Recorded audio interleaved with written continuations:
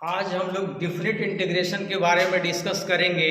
Different integration आने के लिए सबसे पहले इनडिफरेंट इंटीग्रेशन अच्छे से आना चाहिए। अब हम आते हैं डिफरेंट इंटीग्रेशन कैसे करते हैं। डिफरेंट इंटीग्रेशन के अंदर जैसे सिंपल सा ये इंटीग्रेशन a से b तक है, इसको बोला जाता है, यही इंटीग्रेशन की साइन है।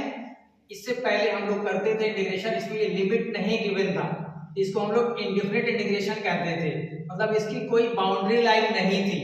अब यहाँ पे ये मेंशन कर दिया जाए a और b, ये a आपका लोअर लिमिट का रहता है, लोअर लिमिट, और b को कहते हैं हम लोग अपर लिमिट, अपर लिमिट, और यहाँ फंक्शन दिया रहेगा f(x) dx। तो सिंपली इनडिफरेंट इंटीग्रेशन अच्छे से आना चाहिए। उसके बाद लिमिट कैसे लगता है वो बताएंगे। जैसे इमेजिन कीजिए कि इसका इनडिफरेंट इंटीग्रेशन के थ्रू अगर इनका इंटीग्रेशन f(x) + c हो, और ये आपका लिमिट है लोअर लिमिट और ये अपर लिमिट, ये ब्रैकेट में डालकर ये लोअर लिमिट और ये अपर लिमिट। अब ये कैसे सॉल्व किया जाता है, अपर लिमिट को फंक्शन के अंदर डाला जाएगा, ये c इनडिफरेंट इंटीग्रेशन के अंदर आता है। अभी ये बताएंगे डिफरेंट इंटीग्रेशन के अंदर c नहीं यूज होता है, तो फर्स्ट मैं सिखाने के लिए यहाँ c डाला हूँ। अभी कंसेप्ट समझ में आ जाएगा कि c हम क्यों यूज नहीं करते हैं डिफरेंट इंटीग्रेशन के अंदर। ये अपर लिमिट पहले डाला जाता है f b अब plus c minus lower limit f a plus c, यानी लोअर लिमिट डालकर फंक्शन के अंदर a पुट करते हैं। तो यहाँ पे ये क्या मिलेगा, F B plus C minus F A minus C, C cancel. अब यहाँ आपको कंसेप्ट क्लियर हो जाना चाहिए कि हम c क्यों नहीं यूज करते हैं। यानी इनडिफरेंट इंटीग्रेशन के अंदर जब हम लोग c यूज करते थे, अपर और लोअर पुट करने के बाद c कैंसिल हो जाता है। और डिफरेंट इंटीग्रेशन की लिमिट जब हम लोग डालते हैं तो फंक्शन को ध्यान में रखते हैं, फंक्शन कंटिन्यूअस फंक्शन है या नहीं। तो इसीलिए यानी सेकंड डेफिनेशन होता है डिफरेंट इंटीग्रेशन का, जैसे a से b f(x) dx है, तो इनका इंटीग्रेशन अगर कैपिटल f(x) है, तो यहाँ जो हम लिमिट डालते हैं a से b, तो ये डायरेक्ट हम लोग लिखते हैं fb minus fa, fb minus fa।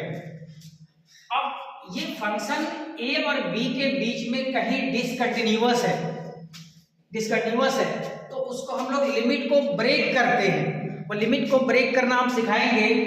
पहले इमेजिन कीजिए कि a और b किसी पे भी हमें यानी फंक्शन डिसकंटिन्यूअस हो, जैसे a पे डिसकंटिन्यूअस हो या b पे डिसकंटिन्यूअस हो, तो देखिए कैसे लिखते हैं। इसीलिए जब भी हम लिखते हैं डिफरेंट इंटीग्रेशन का, इसी को हम लोग लिखते हैं limit, limit x tends to, ये ध्यान से देखिएगा, ये b तक जा रहा है। जब हम अपर लिमिट यूज करेंगे तो b से ऊपर तो हम नहीं जा सकते हैं, ये तो कॉमन सेंस है, यानी a से b तक जाना है।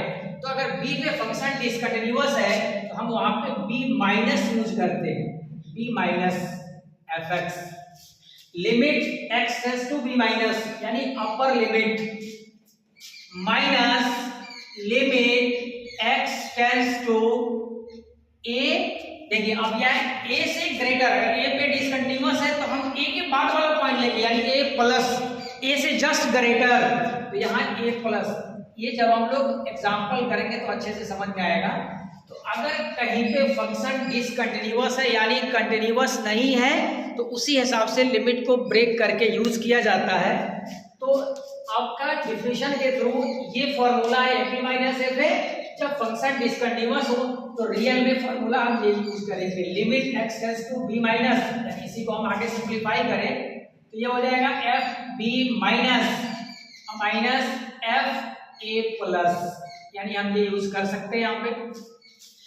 अब इसको समझने के लिए देखिए, डिफरेंट इंटीग्रेशन में पहले जैसे इंडिफरेंट इंटीग्रेशन करते थे उसी चीज को हम लोग लिमिट पुट कर देंगे।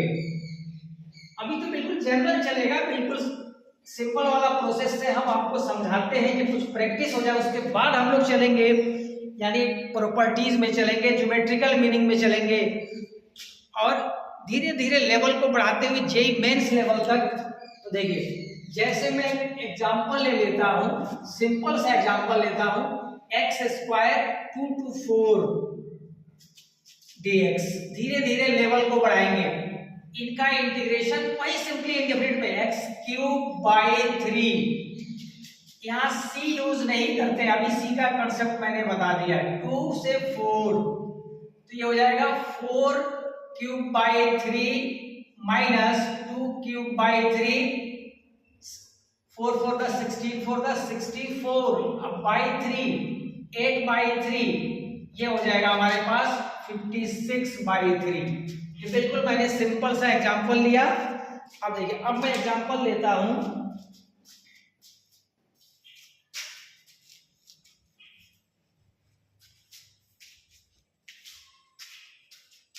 ये सेकंड क्वेश्चन।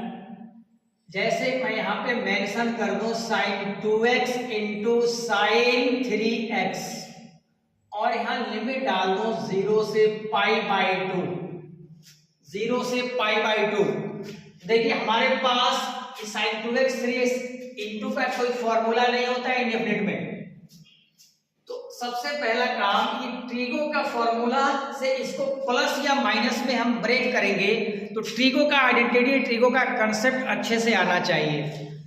देखिए अगर दोनों साइन मल्टीप्लिकेशन में हो, तो जैसे ट्रिगो के अंदर पढ़ाया जाता है sine A plus sine B, sine A minus sine B, cos A plus cos B, cos A minus cos B.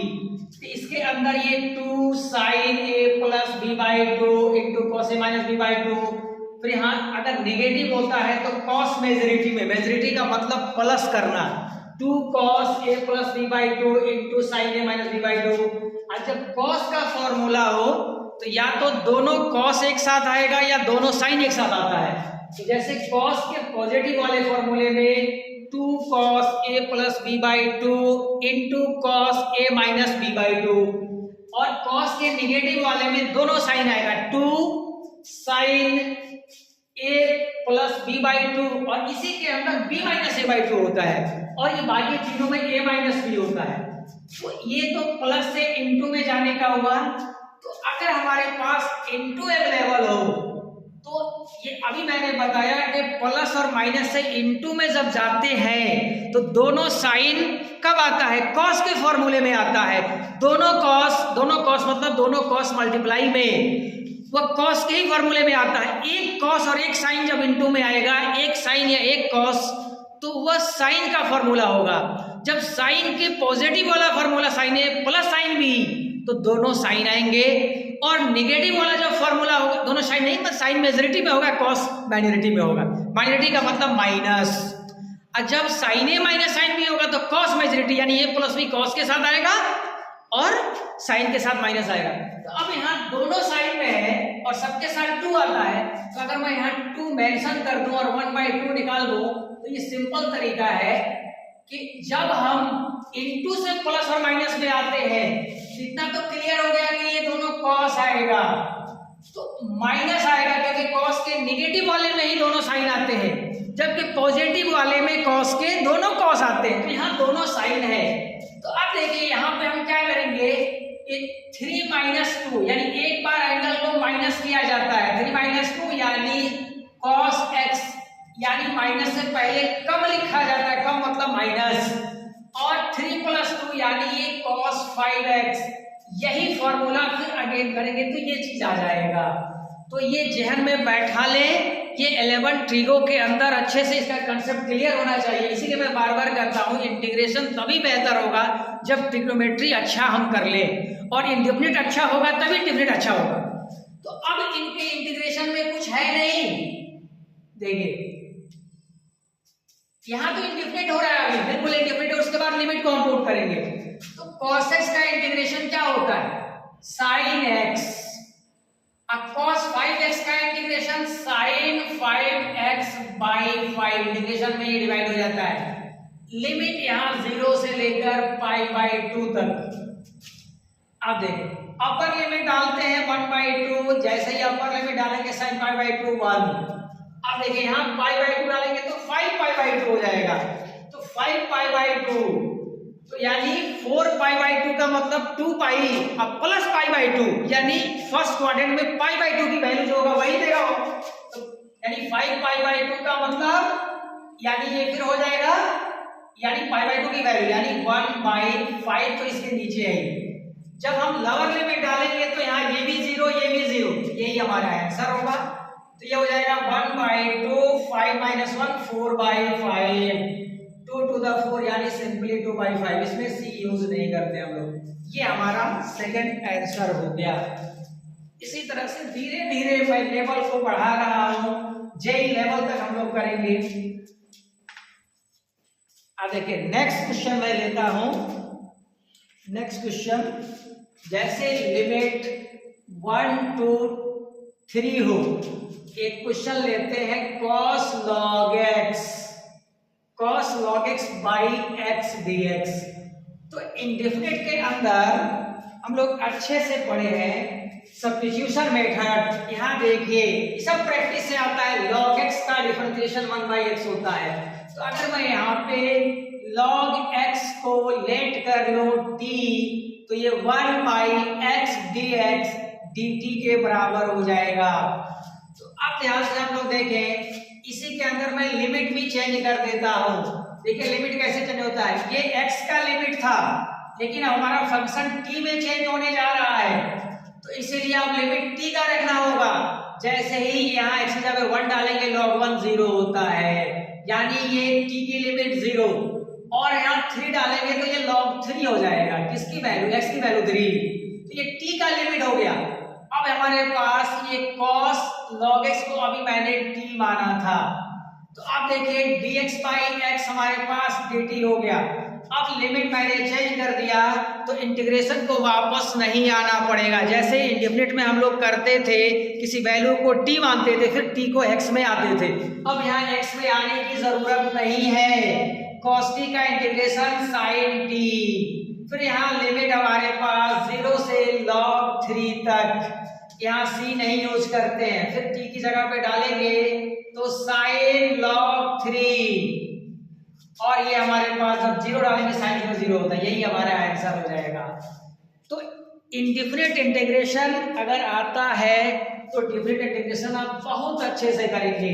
अभी तो ये बेसिक, इसके बाद जब चलेगा प्रॉपर्टीज, अभी प्रॉपर्टीज पे मैं नहीं आ रहा हूँ, अभी तो हम लोग बहुत सारे क्वेश्चन करते हैं, फिर धीरे धीरे ज्योमेट्रिकल मीनिंग इसका क्या होता है, फिर हम लोग आएंगे प्रॉपर्टीज के ऊपर, फिर पीरियोडिक, बहुत सारे टर्म धीरे धीरे हम आगे बढ़ेंगे। जैसे देखिए एक क्वेश्चन मैं और लेता हूं यहाँ पे, जैसे कि 1 + cos 2x है और लिमिट यहाँ π/2 से लेकर पाई तक है। ये ध्यान दें, यहाँ पे ये 3 या 4 जो भी नंबर हो देखिए, इसीलिए मैं बार बार जोर दे रहा हूं कि फॉर्मूला अच्छे से आना चाहिए। ये मैं कई बार बता चुका हूं, जब 1 + cos 2x हो तो याद रखें 2 cos square x, 1 - cos 2x है तो 2 sin स्क्वायर x। अगर नहीं आता है तो मैं उसको डिस्कस करूंगा, घबराने की जरूरत नहीं है। तो ये है हमारे पास π/2 से लेकर पाई तक 1 + cos 2x 2 sin square x, नहीं यहाँ पे ये प्लस है, 2 cos square x, 2 cos square x root में होगा तो मैं बाहर कर लेता हूँ रूट, और cos स्क्वायर x रूट में आएगा तो वो cos x होगा। यहाँ एक चीज समझने वाली चीज है कि रूट के अंदर cos स्क्वायर था तो बाहर होगा, तो ये मॉडुलस के अंदर रहेगा, मॉडुलस के अंदर रहेगा, क्योंकि रूट के अंदर कभी नेगेटिव नहीं होता। रूट के अंदर से कोई वैल्यू बाहर आता है तो मॉडुलस में आता है, क्योंकि रूट नेगेटिव नहीं देता है।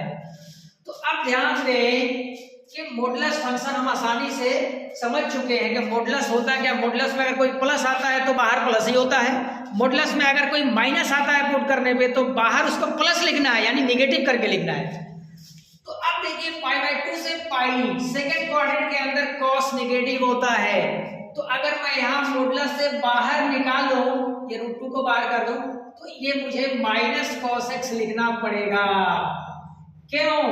कि मॉडुलस से बाहर कभी नेगेटिव नहीं आता। ये नेगेटिव देख के अब कंफ्यूज ना हो, नेगेटिव है ये, क्योंकि ये धोखा है। माइनस लिख रहा है यहाँ पे, इस क्वाड्रेंट के अंदर कॉस माइनस होता है खुद, जब वहां डालेंगे तो ये प्लस हो जाएगा।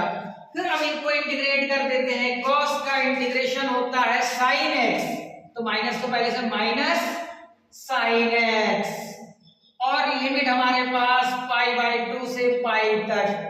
तो मैं शुरू में ही बताया, पहले अपर लिमिट, तो अपर लिमिट जैसे रूट रहेगा यहाँ पे, अपर लिमिट डालेंगे साइन पाई तो 0 होता है। फिर लोअर लिमिट डालेंगे नेगेटिव करके, तो पहले से माइनस है ये प्लस हो जाएगा, तो फिर sin π/2 1 हो जाएगा, और बाहर हमारे पास √2 था, यानी √2 इसका आंसर हो जाएगा।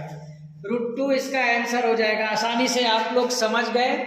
धीरे धीरे बिल्कुल समझते हुए हम लोग आगे बढ़ते चलेंगे, और इतना बिल्कुल सोलो भी नहीं चलेंगे कि आप बोरिंग फील करें। देखिए इसके बाद मैं क्वेश्चन पे आता हूं। देखिए 0 से 1 log x, ये शायद 5 नंबर क्वेश्चन है जो भी। तो देखिए इसमें अभी भी लिमिट से इसका अभी कोई रोल नहीं है, कोई वास्ता नहीं है, अभी सिर्फ इंटीग्रेशन हो रहा है जैसे इंडिफिनिट में हम लोग करते थे।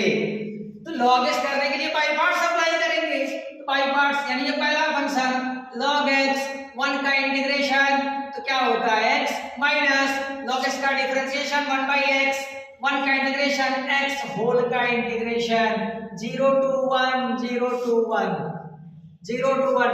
अब ध्यान से देखिए एक्सेस कैंसिल, यहाँ हम जब 1 डालेंगे तो देखिए क्या हो जाएगा, ये log 1 0 होता है यानी 0। अब देखिए यहाँ 0, अभी मैंने बताया log 0 पे डिफाइन नहीं होता है, तो हम 0 लोअर लिमिट से स्लाइटली ग्रेटर पहुंचेंगे 0 प्लस, तो यहाँ जब 0 प्लस होगा log तो डिफाइन हो जाएगा, लेकिन x 0 हो जाएगा, यानी यहाँ 0 मिलेगा आंसर। अब देखिए यहाँ पे ये dx बचा है यानी -x, और यहाँ पे लिमिट हमारे पास 0 से 1, यानी अपर लिमिट डालेंगे -1, आंसर मिल जाएगा। 0 डालेंगे तो 0 हो जाएगा। सभी लोगों को अच्छे से समझ में आ रहा है। अब देखिए, अब मैं इसके बाद अगले क्वेश्चन पे आते हैं। अब देखिए x, जैसे अगर मैं ये ले लेता हूं 0 से π/2, इसके बाद मैं अगला क्वेश्चन जेई मेंस लेवल का लूंगा। पहले ये समझ जाएं, x sin x dx limit 0 to π/2। तो आप देखिए यहाँ भी अगर हम बाई पार्ट्स अप्लाई कर दें, अब मैं प्रॉपर्टीज की बात ही नहीं कर रहा हूं, प्रॉपर्टीज में अभी हम नहीं आएंगे, अभी सिंपल सा इंडिफिनिट इंटीग्रेशन करके लिमिट को कोट करेंगे। तो अब ये अगर मैं यूज करूं तो ये पहला फंक्शन, ये दूसरा फंक्शन यानी x, दूसरे फंक्शन का इंटीग्रेशन यानी साइन का इंटीग्रेशन क्या होता है माइनस कॉस x, फिर माइनस फॉर्मूला का पहले फंक्शन का डिफरेंशिएशन यानी 1, साइन का इंटीग्रेशन माइनस कॉस x यानी ये फिर प्लस हो जाएगा। ये फॉर्मूला प्लस नहीं है, यानी इंटीग्रेशन में माइनस आया था। ये लिमिट यहाँ हमने डाल दिया 0 से π/2, 0 से π/2। अब यहाँ पे लिमिट हमारे पास 0 से π/2, तो अब देखिए ये π/2 डालेंगे तो cos π/2 यानी यहाँ π/2 मिलेगा, ये 0 कर देगा यानी 0। जब ये इसके वजह से 0 हो जाएगा, ये 1 होगा लेकिन ये 0 कर देगा, यानी फाइनल 0 मिलेगा ये, और फाइनल इनका 0 मिलेगा। cos x का इंटीग्रेशन sin x, फिर 0 से π/2, लिमिट डालेंगे sin π/2 माइनस sin 0 यानी 1 - 0। कितना आसान लग रहा है हम लोगों को। इंडेफिनिट अगर अच्छे से आ रहा है तो हम आसानी से इस क्वेश्चन को सोल्व कर पा रहे हैं। अब देखिए इसके बाद जो हम क्वेश्चन लेते हैं, देखिए अभी मैंने बेस तैयार किया बिल्कुल सिंपल सा और थोड़ा सा हाई लेवल लेकर, अब मैं एक क्वेश्चन जेईई मेंस लेवल का ले रहा हूं। देखिए इस क्वेश्चन के अंदर अगर लिमिट मैं डाल देता हूं 0 से π/3, ये जेईई मेंस आया था फरवरी 2024 के अंदर। देखिए ये है cos पे पावर 4x dx। देखिए डिफिनिट के अंदर दो चीजें बहुत इंपॉर्टेंट होती है, एक प्रॉपर्टीज उसका, और दूसरा इक्वेशन बेस्ड क्वेश्चन डिफरेंट में आता है। तो जेईई मेंस में ये क्वेश्चन मतलब खास करके इंपॉर्टेंट होते हैं, उसी बेस पे ये क्वेश्चन दिया गया है। देखिए दिया गया है यहाँ पे, ये दिया गया है a पाई अब प्लस b√3, इसको ध्यान से समझे, डरना नहीं है। a पाई 0 से π/3 यही हमारा इक्वेशन है। ये क्वेश्चन जेईई मेंस के अंदर ये क्वेश्चन आ चुका है, फरवरी 2024 में ये आया था क्वेश्चन जेईई मेंस का। देखिए अब इसमें हमें निकालना क्या है, देखिए 9a अब प्लस 8b, ये क्वेश्चन था जो जेईई मेंस में आया था, यानी इक्वेशन दिया हुआ है। तो घबराना नहीं है, देखिए इनको इंटीग्रेशन करेंगे आपको खुद समझ में आएगा, a और b निकल जाएगा, a और b निकल जाएगा तो हम ये निकाल सकते हैं। देखिए पहले मैं इनको इंटीग्रेट करना चाहता हूं, 0 से π/3 cos के पावर 4x dx। ये ध्यान से देखिएगा, हमारे पास स्क्वायर का, क्यूब का, पावर 4 का, यानी ट्रिगो के अंदर कोई फॉर्मूला नहीं होता है कॉस और साइन में। तो अगर मैं ये पावर वाले फॉर्म को 1 पावर में ला दें, जैसे cos x, तो cos x का इंटीग्रेशन sin x होता है, sin x का इंटीग्रेशन माइनस cos x होता है। तो ये कैसे पावर घटेगा, तो अगर ट्रिगो का फॉर्मूला याद होगा तो घट जाएगा। जैसे देखिए 1 plus cos 2x is equal to 2 cos square x। देखिए अगर स्क्वायर है तो देखिए 1 पावर में आ गया, तो 2 cos स्क्वायर x माइनस 1 हो जाएगा उधर।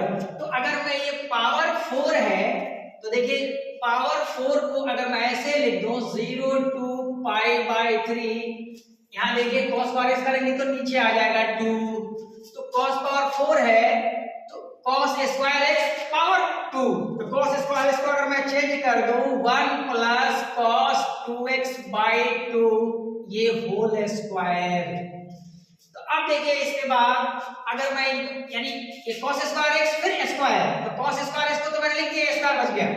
तो अब इनको अगर मैं ब्रेक करूं 0 से π/3, तो ये स्क्वायर करेंगे तो 1/4 बाहर, ये 1 प्लस cos 2x का होल स्क्वायर, यानी a square plus b square plus 2ab, 1 plus cos square 2x plus 2 cos 2x।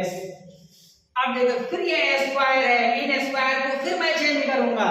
तो अब देखिए अगली बार जब मैं चेंज करता हूं 1/4 को बाहर रहने दे, 0 से π/3, 1 प्लस 2 cos 2x को यहाँ लिख ले, cos स्क्वायर 2x, फिर वहां से चेंज करेंगे तो अब ये क्या होगा 1 प्लस cos 4x/2। समझ गए होंगे आप लोग, स्क्वायर तो 1 प्लस cos 2x/2, x तो 2x, अगर यहाँ 2x है तो ये 4x। अब ये हमारे पास 4 पावर से चेंज हो चुका है 1 पावर में। तो अगर मैं इंटीग्रेशन करना शुरू करूं तो 1/4 सबके लिए था, ये 1 था, तो यानी हम एलसीएम लेके इनको बाहर कर देते, जैसे एलसीएम होगा तो ये 1/8, 2 नीचे आ जाएगा, तो यहाँ से ये जाएगा तो ये 2, अब प्लस 4 cos x, और एक यहाँ 1 बचेगा, यानी मैं डायरेक्ट लिख देता हूँ 0 से π/3, तो 1 और 2 3, अब प्लस 4 cos 2x, अब फिर ये हो जाएगा, ये 3 हो चुका है cos 4x। ये आसानी से आप लोग समझ गए होंगे, मैंने क्या किया 2 1 3 और ये 4 cos 2x 4 और ये 2 4 8 हो गया ये। अब मैं यहाँ पे इनको इंटीग्रेट करूं 1/8, तो 3 का इंटीग्रेशन 3x यानी dx है सबके साथ। अब 4 cos 2x का तो ये हो जाएगा 4 cos का साइन यानी sin 2x/2 यानी बाई इंटीग्रेशन में डिवाइड हो जाता है। फिर हम cos 4x को करें तो cos 4x का sin 4x/4, 8 सबके लिए बाहर है, लिमिट हमारे पास 0 से लेके π/3, ये जेईई मेंस में आ चुका है 2024। अब देखिए 1/8 को मैं बाहर रहने देता हूं, जब यहाँ π/3 अप्लाई करेंगे, π/3 तो कितना हो जाएगा ये 3π/3, अपर लिमिट डालना है। तो अब देखिए 2 to the 4, ये हो गया 2, π/3 यहाँ डालेंगे तो π/3 into 2 यानी 120 डिग्री 7 120, तो ये तो 2 हो गया। ये 120 डिग्री की वैल्यू √3/2 सेकंड पॉइंट में भी साइन पॉजिटिव होता है। फिर यहाँ डालते हैं तो ये हो जाएगा 4π/3 60 3 180 240। थर्ड क्वाड्रेंट में साइन की वैल्यू नेगेटिव होती है, यानी फिर हो जाएगा π/3 डालेंगे तो √3/2, तो √3/2 माइनस √3/2 मतलब ये पहले से 4 है 8 हो जाएगा। ये sin 2x की वैल्यू √3/2 यहाँ 2 डाल दिए, अपर लिमिट डाल दिया हमने। अब लोअर लिमिट डालेंगे तो देखिए ये भी 0 ये भी 0, लोअर लिमिट में सब 0 हो जाएगा। तो अब ये 2 कैंसिल 3 कैंसिल 3 कैंसिल। अब इनको अगर हम मल्टीप्लाई कर दें तो देखिए ये क्या आ जाएगा, ये पाई है ये √3, तो π/8 और ये √3 माइनस √3/8 यानी 8√3 कॉमन कर ले तो 1 माइनस 1/8, तो 8 माइनस 1 यानी 7/8√3 यानी हमने 8 से मल्टीप्लाई किया π/8 और ये आ गया 7/8 और ये 8 से मल्टीप्लाई यानी ये 64 हो जाएगा। तो ध्यान से देखें ये 8 जो आया था 8 8 10 64 और ये √3 कॉमन हुआ था। अब देखिए यही इंटीग्रेशन के अंदर इक्वेशन में दिया था a पाई प्लस b √3, तो अब देखिए पाई के साथ जो है वही a है, तो अब यहाँ ध्यान से देखा जाए तो a की वैल्यू 1/8 और b √3 यानी b की वैल्यू 7/64।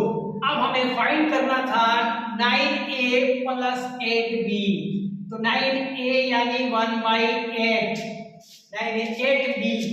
आप देखिए 8 into 7/64 8 8 10 64 9/8 और ये 7/8। अब मैं यहाँ कैलकुलेट करके फाइनल लिख देता हूँ, ये 8 और 8 का एलसीएम 8 हो गया 9 और ये 7 था ना 9 7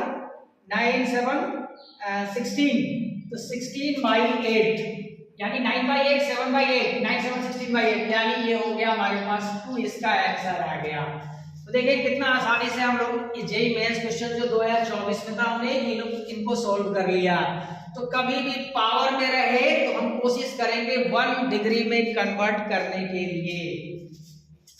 अब देखिए इसके बाद आगे आते हैं,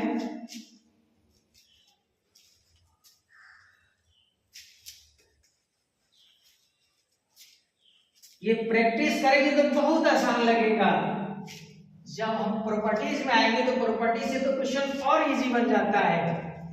पहले तो मैं प्रैक्टिस करा रहा हूं, इंडिफिनिट अच्छा है तो लिमिट लगाना आ जाए। अब देखिए एक क्वेश्चन मैं लेता हूं, देखिए ये ध्यान से इसका भी लेवल पहले तो सिंपल लिया, आप लेवल में हाई करके ले रहा हूं, हाई लेवल लॉग देखिए e पावर cos x, यहाँ इसका अपना बेस तो है ही, ये लॉग के साथ ये नंबर जो है e cos x, फिर यहाँ d sin x देखिए इस क्वेश्चन को हम लोग को सॉल्व करना है। देखिए अभी तक मैंने थोड़ा सा यानी जिसके रेस्पेक्ट में करना था उसको चेंज कर दिया, dx लिखा रहता था तो dx लिखा रहता था तो x के रेस्पेक्ट में करते थे। तो अब देखिए ये d sin x है, तो देखिए जैसे हम लोग मानते हैं जैसे x बराबर t² तो मैं बार बार कहता था कि x को डिफरेंशिएट करें यानी फिर ds डाल दें, जैसे t² को यानी इसका 1 2t dt। तो अब देखिए d sin x है क्या, d sin x का मतलब यहाँ पे क्या है, ये sin x का डिफरेंशिएशन क्या होता है cos x, यानी cos x dx। जैसे बार बार हम लोग सब्स्टिट्यूशन में करते थे तो d sin x का मतलब cos x dx। कैसे देखिए, अगर इनके नीचे मैं बराबर लिखता हूं, अगर ये नहीं समझ में आए तो by dx डाल दें, अब फिर into ds डाल दें तो कोई फर्क नहीं पड़ा। अब देखिए इनका डिफरेंशिएशन क्या होता है cos x तो cos x dx, तो कभी भी ऐसा चीज मिले इनको डिफरेंशिएट करके x डाल दें।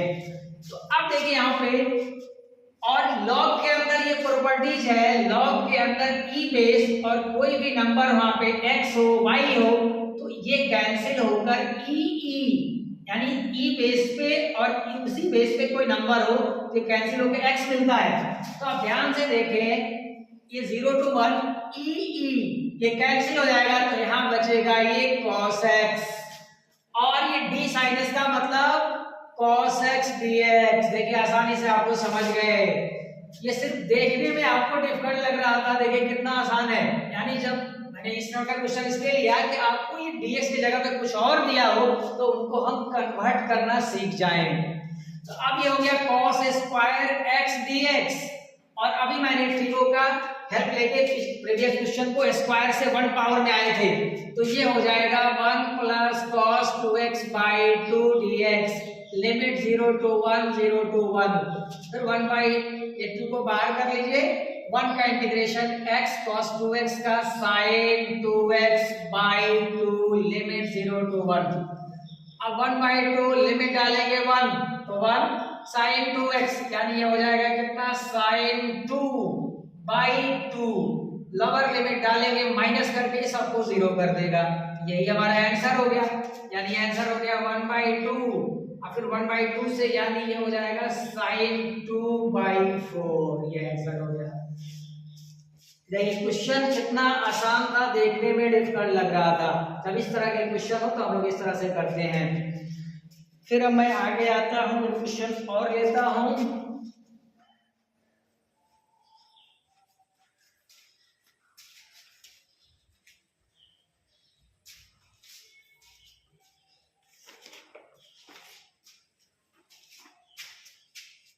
देखिए एक क्वेश्चन मैं और लेता हूं, 8 या 9 नंबर शायद ये था।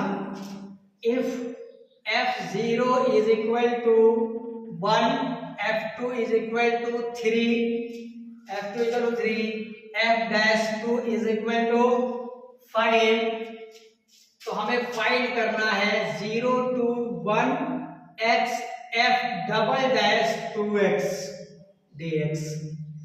देखिए यानी ये फंक्शन देख के घबराइए मत, फंक्शन हमारे पास नहीं दिया हुआ है, और ये क्वेश्चन ये बहुत ही इंपॉर्टेंट क्वेश्चन है।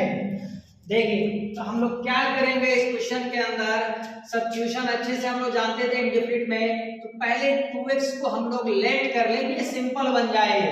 तो अगर 2x को t मान लें तो क्या हो जाएगा 2dx is equal to dt, यानी ds equal to dt by 2। अब यहीं पे मैं लिमिट भी चेंज कर देता हूं। डिफिनिट में जब कोई वैल्यू लेट करते हैं तो लिमिट वही अगर चेंज कर दे तो हमें वापस नहीं आना पड़ता है x में, यानी t में ही आंसर निकाल सकते हैं। तो जैसे ही यहाँ x की जगह पे 0 होगा तो t की वैल्यू 0 हो जाएगा, x की वैल्यू 1 होगा तो 2 हो जाएगा, और ये x की वैल्यू यहाँ t बाई 2, यानी पूरे फंक्शन को मैं t में चेंज कर रहा हूँ। f डबल डैश 2x को हमने t माना था और ds की वैल्यू dt बाई 2। तो अब देखिए ये 2 यहाँ से हम इनको लिख दें, 0 to 2 to 1 by 4 को बाहर कर दें, ये t और f डबल डैश t। अब यहाँ ध्यान से देखिए हम लोग, ये बाई पार्ट्स यहाँ पे यूज होगा क्योंकि हम लोग सेकेंड फंक्शन को इंटीग्रेट करते हैं। तो अगर ये सेकंड रहेगा तो इंटीग्रेट करते हैं तो फर्स्ट डिफरेंशिएशन fx में चेंज होता है, अगर डबल डिफरेंशिएशन है तो फर्स्ट, अगर उसका इंटीग्रेशन करें तो इसीलिए इनको हम सेकंड मान लें, इनको फर्स्ट मान लें। तो फर्स्ट को क्या करते हैं हम लोग एज इट इज लिखते हैं, और सेकंड को इंटीग्रेट करते हैं तो f डबल डैश है तो ये हो जाएगा f डैश t, यानी इंटीग्रेट कर दिया हमने, माइनस पहले को डिफरेंशिएट यानी t को डिफरेंशिएट यानी 1, और फिर इनका इंटीग्रेट यानी f डैश t, और ये इंटीग्रेशन के अंदर बाई पार्ट सही होता है ना, पहला दूसरे का इंटीग्रेशन, फिर पहले का डिफरेंशिएशन, दूसरे का इंटीग्रेशन, होल का इंटीग्रेशन। अब ये यहाँ पे या तो यहाँ लिमिट डालें या यहीं पे लिमिट डाल दें। तो अब देखें ये क्वेश्चन देखने में टफ लग रहा था, देखिए अब आसान हो जाएगा, टी एफ डैश टी। अब एफ डैश टी को हम लोग लिखेंगे एफ टी, समझ गए होंगे, क्योंकि जब इंटीग्रेशन होता है फर्स्ट डिफरेंशिएशन का तो एफ एक्स होता है, डबल का तो फर्स्ट होता है। तो अब लिमिट अगर डालें हम लोग यहाँ पे तो 1/4 अपर लिमिट 2 डालेंगे तो 2 एफ डैश टी, फिर यहाँ डालें माइनस F2 यहाँ पर मैंने डाल दिया। अब लोअर डालेंगे तो t की वैल्यू 0 यानी ये 0 हो जाएगा। फिर माइनस करके करेंगे तो माइनस 0 ये माइनस प्लस F0। अब देखिए इसीलिए ये वैल्यू दिया हुआ था 1/4 टू F डैश, ये हमने क्या डाला था 2 डाला था यहाँ पे t की जगह पे, तो ये 2 है यानी यहाँ पे 2 F डैश 2। तो F डैश 2 की वैल्यू हमारे पास 5 है और F2 की वैल्यू 3 है और F0 की वैल्यू 1 है। तो अब ध्यान से देखिए तो 2 5 10 11 11 माइनस 3 8 8/4 4 टू द 8। कितना इजीली हम लोग इस क्वेश्चन को सोल्व कर लिए। ये इंपॉर्टेंट क्वेश्चन था, इसी तरह क्वेश्चन जेईई मेंस में आते हैं। तो आपने देखा कि हमने अच्छे से इसको क्या किया, पहले सब्स्टिट्यूट किया, फिर हमने सब्स्टिट्यूट करने के बाद टी में आए, फिर बाय पार्ट्स अप्लाई किए, फिर लिमिट को पुट कर दिए, निकल गया। अब देखिए अब मैं एक क्वेश्चन और करता हूं जो बहुत ही इंपॉर्टेंट क्वेश्चन है। इंपॉर्टेंट क्वेश्चन है ये जेईई मेंस और जेईई एडवांस दोनों में ये आ चुका है। इसको ध्यान से आप लोग देखें, डरना नहीं है।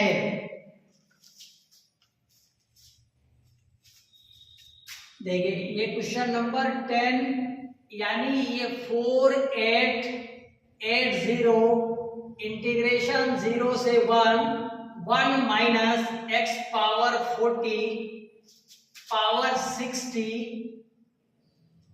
पावर देख के आप लोग न डरें। देखिए ये ऊपर इंटीग्रेशन नोमिनेटर में, फिर नीचे है 1 minus x power 40 by power 61 dx।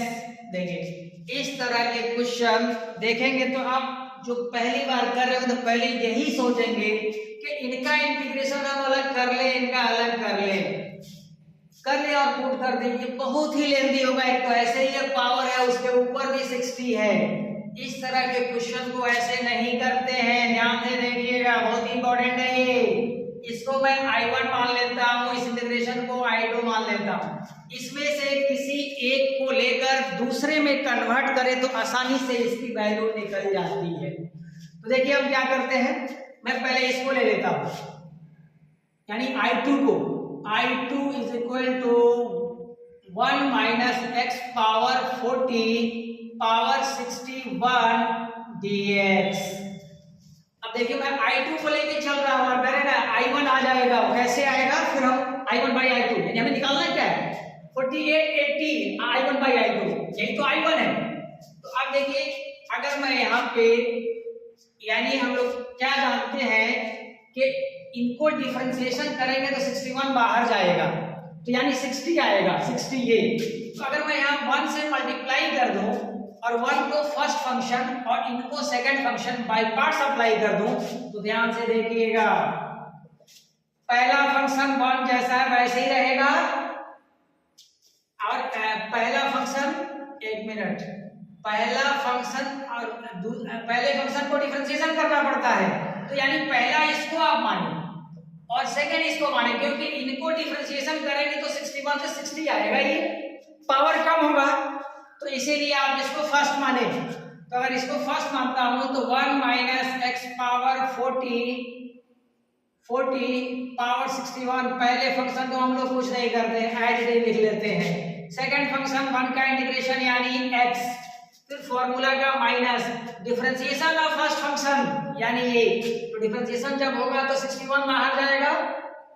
अब 1 माइनस एक्स पावर 40 पावर 60, एक पावर कम होगा और जब x पावर n यानी चेन रूल लगेगा तो इनको करेंगे तो माइनस x यानी 40 x पावर 39, इनका डिफरेंशिएशन हो गया और सेकंड का इंटीग्रेशन यानी 1 का x जो यहाँ हुआ था। तो अब देखिए इनका लिमिट हम यही डाल देते हैं 0 से 1 और इनका लिमिट भी मतलब ये जो था ये होल इंटीग्रेशन में आता है 0 to 1।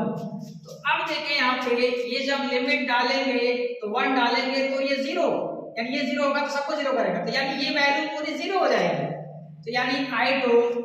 अब देखिए यहाँ पे मैं क्या करता हूँ, ये -61 40 को मैं बाहर लाता हूँ। देखिए यहाँ पे माइनस फॉर्मूला का था, एक इसका माइनस था।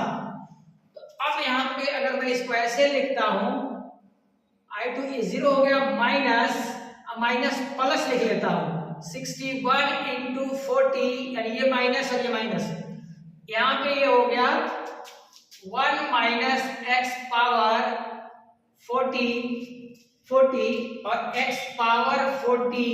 ध्यान से देखिए, ये 39 और ये हो गया 40। तो अब यहाँ पे देखिए हमने क्या किया, ये तो 0 हो गया और ये माइनस माइनस प्लस हो गया। तो अब इनके बाद वाला स्टेप को आप ध्यान से देखें, 61 इंटू 40, यानी ये तो बाहर जाने के सबके लिए है।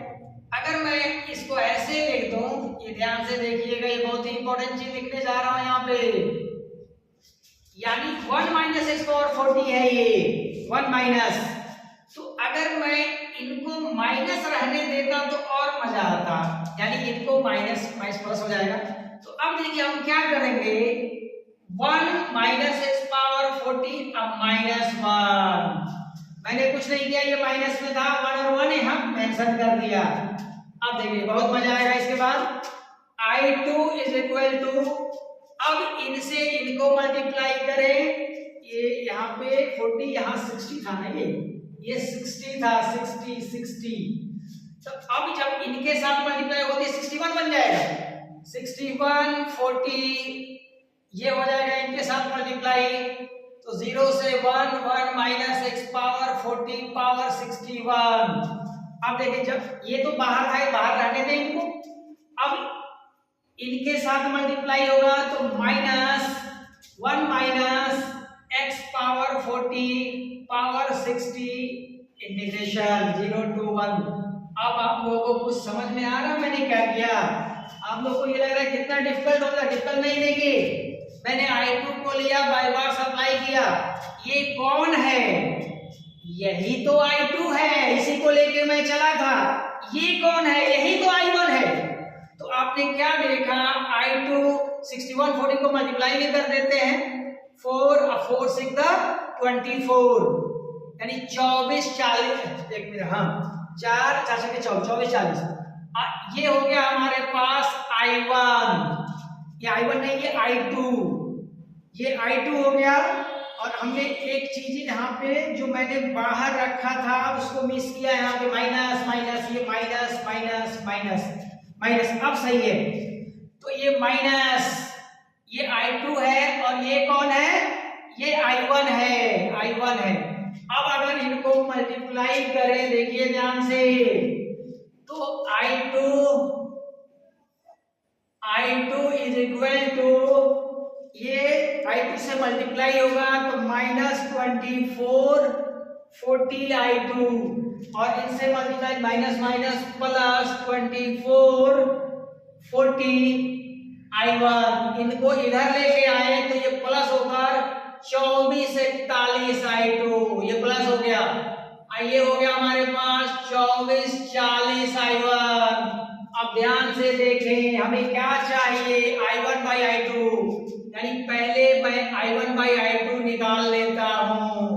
I1 by I2 यानी 2441 by 2440। अब मुझे I1 by I2 नहीं चाहिए, मुझे चाहिए 4880 I1 by I2। अब ध्यान से देखें, 4880 I1 हमारे पास 24 41 24 40, ये कट कर 2 से मल्टीप्लाई 48 82 4882। बहुत ही इंपॉर्टेंट क्वेश्चन है ये। इसी तरह से अब नेक्स्ट क्लास में और भी इंपॉर्टेंट जेईई मेंस, फिर उसके बाद धीरे धीरे step by step mathematical meaning fit properties में आएंगे। धीरे धीरे हम लोग आगे बढ़ेंगे। Thank you.